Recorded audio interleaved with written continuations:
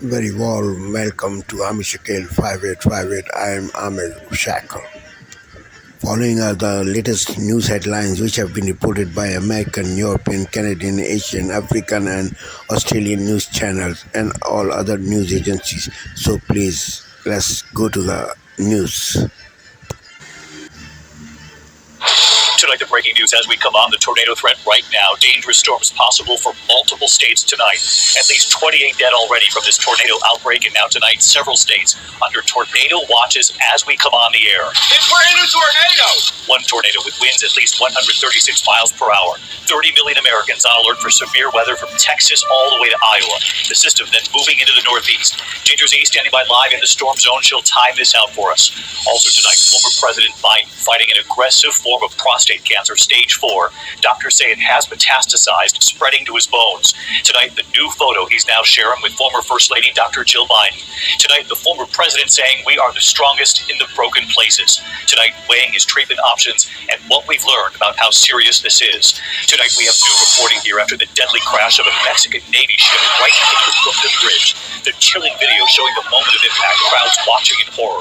2 sailors killed, nearly 300 on board. Some sailors reportedly left dangling. How did this happen? What we learned tonight. The deadly car bombing at an IVF clinic in the U.S. The FBI calling it an act of terrorism. Authorities racing in to save the embryos. Tonight, new images in the urgent manhunt for 7 escaped inmates, including 4 accused of murder. ABC News obtaining surveillance video using facial recognition. And the message they left in one of the cells for authorities about their escape, saying, "Too easy, LOL." News tonight about a close call at LaGuardia Airport in New York City. An American Airlines flight about to take off, a United jet suddenly hit its path. What air traffic control had to do. We also have news on gas prices tonight with the Memorial Day holiday approaching. And what happens when the family dog suddenly creates a bond with an unexpected and very rare visitor. You'll see it. From ABC News, World Headquarters in New York, this is World News Tonight with David York. Good evening, and it's great to start another week with all of you at home. We do begin tonight with the urgent threat right now from millions. They're turning on you now, Jim. Oh, they understand. It was a little close, but I wouldn't say... I actually liked the commercial better than the bit from the film. I only saw a little bit, but I thought the commercial was fine. It's like... I don't know. I just didn't see it as a big deal. Maybe it was influenced, but I wouldn't say she absolutely ripped it off. Julie, the filmmaker, accuses Malia of plagiarizing. Is she accusing her of theft because she's black? No, and accusing her of stealing the idea of patty cake in a video is absolutely ridiculous. Because then all my home videos when I was a child would be out the window. And by the way, The Color Purple, in fact, has a scene very similar. And there's many other movies that have patty cake. So I think this woman is trying to get a little bit of a, That's true. One of my favorite patty cake scenes where it was in Dirty Harry. I don't know if you remember that. No, I do not. Yeah. But I'm just saying, it's been done before. I think this woman's trying to get some attention. Blew his hands clean off. Remember that scene? Clint Eastwood? Blow your head clean off. That's my impression of Clint Eastwood guy. That's good. It's really good, yeah. You're really good and talented. Thank you. Is it Brent Hume as Clint Eastwood? There's Brent Hume. There's a 44 Magnum. Blow your head clean off. Good friend Juan Williams, a special report, says, don't point that gun at me. I liked it when Britt was still hosting Special Report and Brett Baer was one of the correspondents. Yeah. And they would toss it back and forth to each other. Britt. I just wanted it to keep going. Solid 30 minutes of that.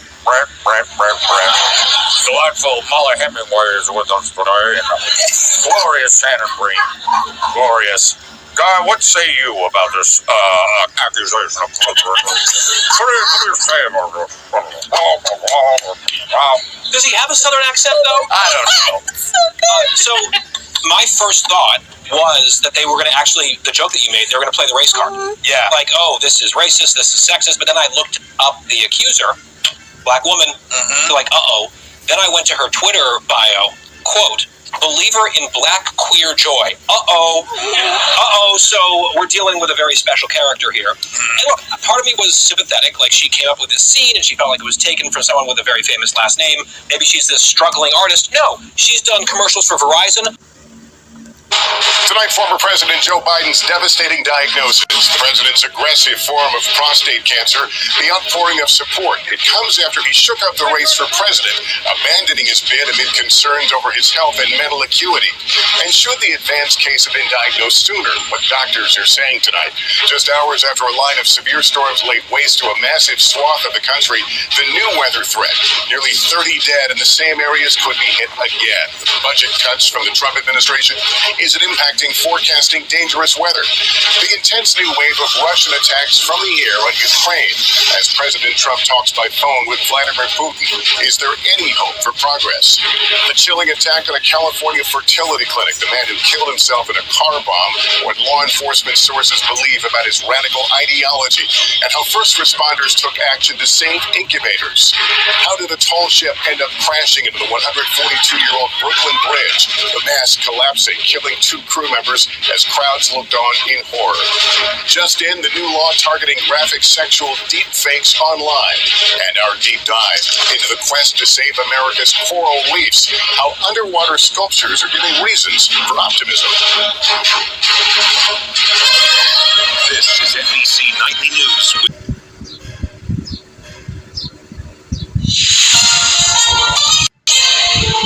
On this Monday night, cautious optimism for peace between Russia and Ukraine. The U.S. president's high-stakes phone call with his Russian counterpart. I think progress has been made. And the reaction. Former U.S. President Joe Biden's prostate cancer prognosis. So sound like a death sentence. The potential treatments and why the disease may not have been detected sooner. An ultimatum from Canada and other Western nations. The potential conflicts if Israel continues its military offensive and keeps restricting aid into Gaza. Plus, hockey hangover. The Leafs lose another shot at the Stanley Cup. I don't know what to hope for anymore. How the team may have to see.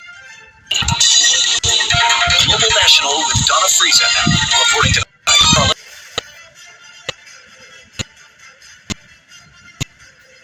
For peace.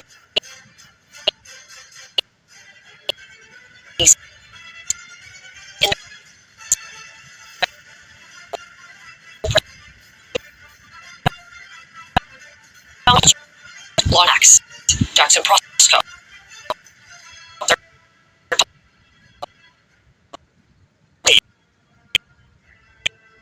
President Donald Trump engaged.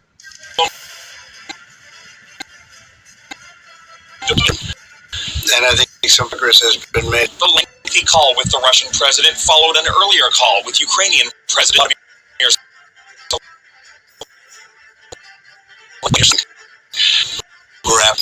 What it should ever started with. Trump said the 2 sides are ready to start a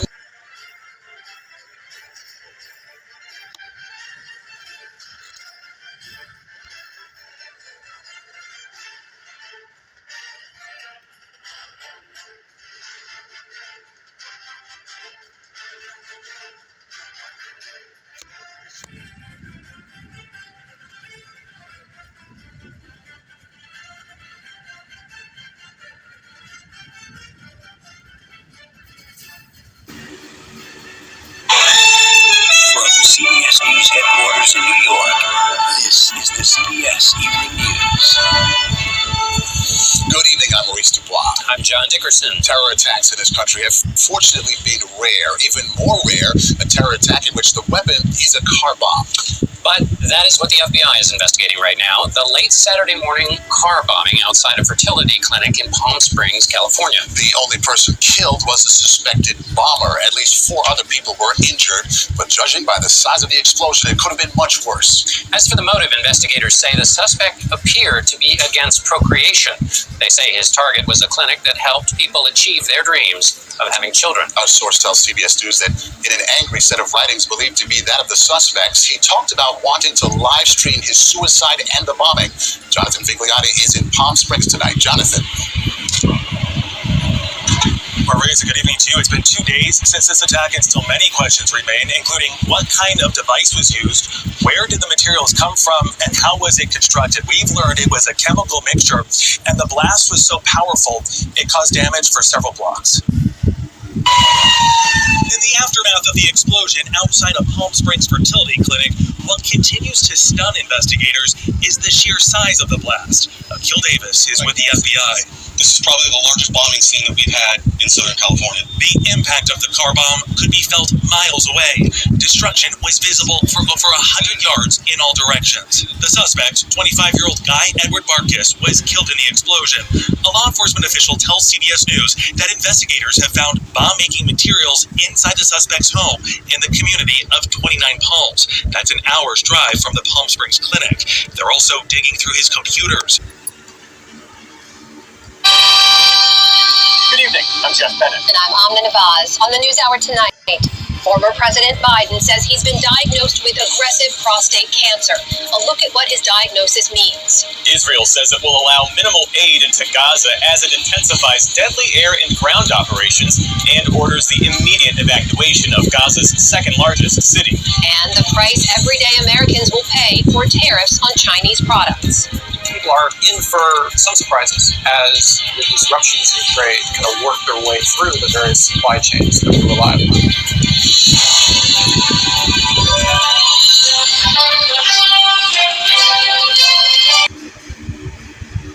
Democracy depends on a free press. Please support our independent journalism at democracynow.org/give.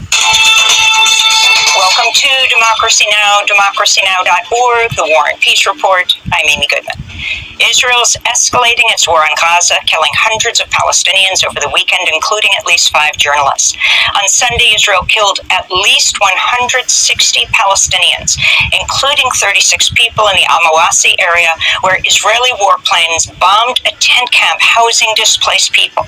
Multiple hospitals have also come under attack. Earlier today, Israel ordered the forced evacuation of Khan Yunis, Gaza's second largest city. On Sunday, Israel announced the start of what it called a new extensive ground operation in Gaza, named Operation Gideon's Chariots. The prominent Israeli reporter, Gideon Levy, said a more apt name for the offensive would be, quote, chariots of genocide, unquote. Residents in Jabalia say Israel's attacks have been relentless. The ABC iView.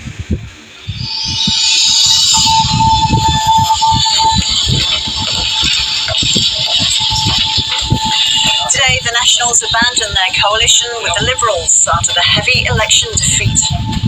The National Party will sit alone on a principle basis, on the basis of looking forward.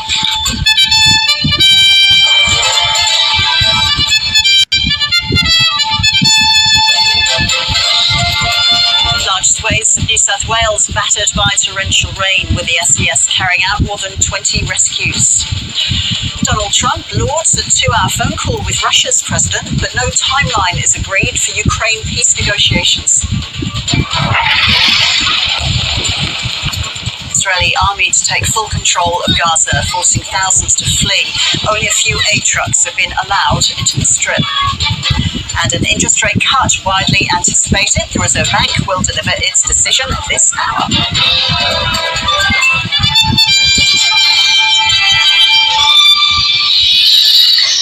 Hello and welcome to ABC News. I'm Ros Childs. The Nationals have today announced a dramatic breakup with their coalition partner, the Liberals, following their historic election defeat on the 3rd of May. Nationals leader David Littleproud says the decision came after he failed to convince Liberal leader Susan Lee to embed certain policies in the coalition agreement. For more, let's cross to National Affairs correspondent Jane Norman in Canberra. This is Asia Now. It's 12 p.m. in Singapore and Hong Kong, 9:30 New Delhi, and 11 o'clock in Jakarta. I'm Rani Samtani. At this hour, Donald Trump announces Russia and Ukraine will immediately begin peace talks after a call with Vladimir Putin, but there's no sign yet of a ceasefire. Britain, France, and Canada threaten sanctions if Israel does not stop a renewed military offensive in Gaza and blocks aid from entering the enclave. Plus, the world's biggest electric vehicle battery maker, CATL, surges on its debut on the Hong Kong Stock Exchange. Shares are up more than 14% in early trade.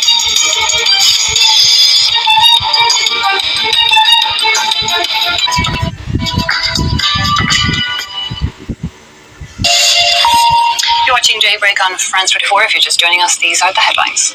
a handful of trucks allowed to enter, the tiniest drop in an ocean of starving people. Israel technically opening Gaza's border to aid, but not allowing anywhere near significant amounts in. Benjamin Netanyahu repeats that he's going to conquer Gaza and wants Palestinians out. After a 2-hour phone call, Vladimir Putin continues to reject calls for an immediate ceasefire. Donald Trump tries to insist that progress is being made, as Russia says it could be willing to propose to work towards an agreed note about an eventual peace deal with Ukraine, and it doesn't give any timeline for that.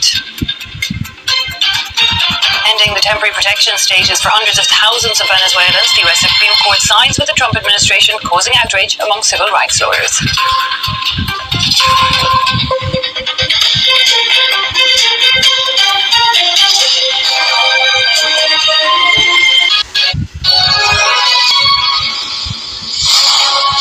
Hello, good morning everyone. It's 6 o'clock on today's programme.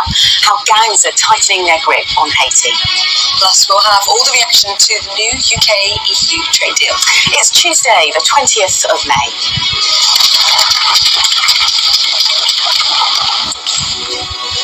Sky News returns to Haiti and the deepening gang crisis there.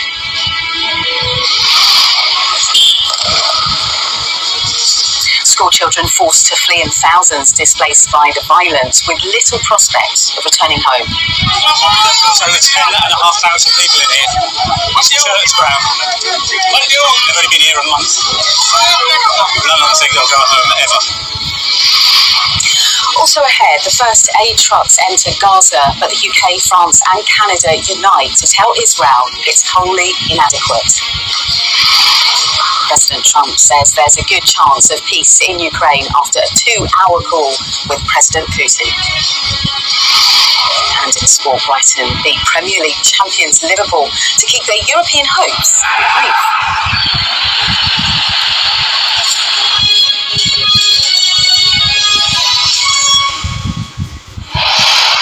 Morning everyone, thanks for joining us here on The Breakfast Show.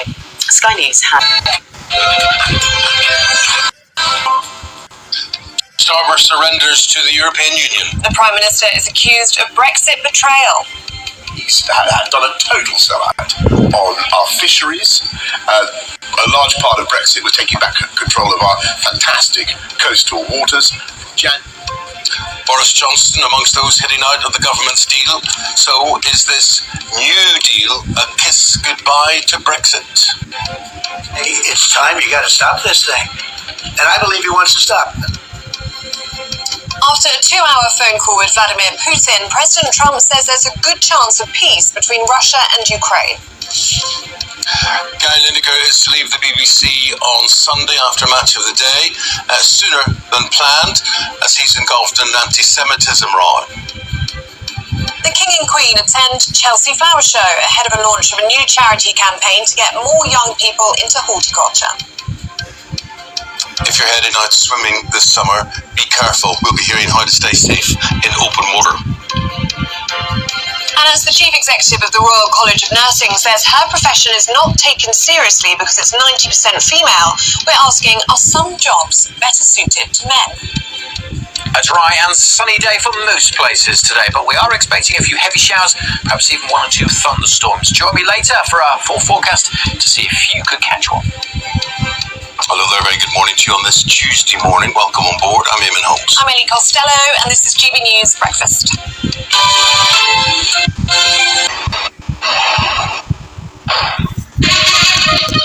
Africa News. The news. Judges at the International Court of Justice on Monday sided with Equatorial Guinea over Gabon, ruling that the 3 small islands of Bani, Kokotie and Konga found in the Atlantic Ocean belong to the country. The 15-judge panel found a 1900 treaty between Spain and France, which divided up colonial holdings, to be the ultimate authority. The court, by 14 votes to 1, finds 1. That the document entitled Convention Delimiting the Land and Maritime Frontiers of Equatorial Guinea and Gabon, in brackets, Bata Convention, invoked by the Gabonese Republic, is not a treaty having the force of law in the relations between the Gabonese Republic and the Republic of Equatorial Guinea, and does not constitute a legal title within the meaning of Article 1, Paragraph 1 of the Special Agreement. Gabon had based its claims on a later agreement known as the Bata Convention of 1974. The islands are thought to contain oil deposits. At least 20,000 people have fled the town of Mat in northeastern Nigeria following a surge in attacks by Islamist militants, according to Borno State Governor Babagana Zulum. Mat, near the border with Cameroon, had been resettled 4 years ago after years under insurgent control, but was recently overrun again by suspected Boko Haram and ISWAP fighters. Zulum visited Mat after militants briefly seized a local army base last week, killing at least 5 soldiers. He also toured nearby Ran, where another base was attacked, and plans to visit Kalaba Balj, where 23 farmers were reportedly killed.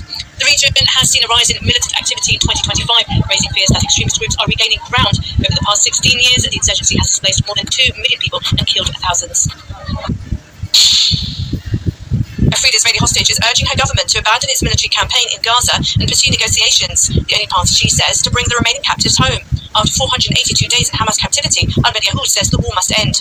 My journey of rehabilitation and that of the other survivors of captivity cannot begin until everyone returns. We are physically here, but mentally we are still with them in captivity. Government ministers, Knesset members, look at me and see who you have abandoned and who you have chosen to sacrifice as a solution to the Gaza problem. Like me, there are 58 more Israeli citizens in captivity who are not only suffering, but are also dying. Speaking before a parliamentary committee, Yehud said she lived in constant fear while in captivity. Her partner Ariel Kania remains in Gaza, one of 58 hostages still unaccounted for, 23 of whom are believed to be alive. Iran's foreign ministry has summoned the British diplomats in Tehran following the arrest of 7 Iranian nationals in the UK. According to Iranian state media, the ministry objected to what it called false claims made by Britain against the Islamic Republic. British police arrested the individuals in 2 separate operations earlier this month. 3 men have since been charged with conduct likely to assist a foreign intelligence service, Iran in this case. They remain in custody and are due to appear in court on the 6th of June. The other 4 were released but remain under investigation. A foreign ministry official said Tehran views the arrest as politically motivated and warned that the British government will bear responsibility for their consequences. The British envoy was summoned on Sunday and asked to explain the legal grounds for the detentions. Meanwhile, the UK has placed Iran on the highest tier of its foreign influence register, requiring full disclosure of any political activities in Britain. The Confederation of African Football announced on Sunday that it concluded a partnership agreement with the European Commission for several football tournaments in Africa. The European Union will sponsor the African Schools Football Championship, as well as the 2025 and 2027 Africa Cup of Nations, and this year's women's equivalent. The Women's Africa Cup of Nations will take place in July 2025 in Morocco, followed by the men's event in December. The agreement was signed by European Commissioner for International Partnerships Joseph Sigela and CAF President Patrice Motsepe in Cairo. Motsepe said the partnership reflected the expansion of the cultural, trade and investment relationships between Europe and Africa. This new agreement is part of the Global Gateway Africa-Europe Investment Package. Through this initiative, the EU has pledged to invest at least 150 billion euros in Africa by 2027. Other areas of European investment include energy transition and healthcare.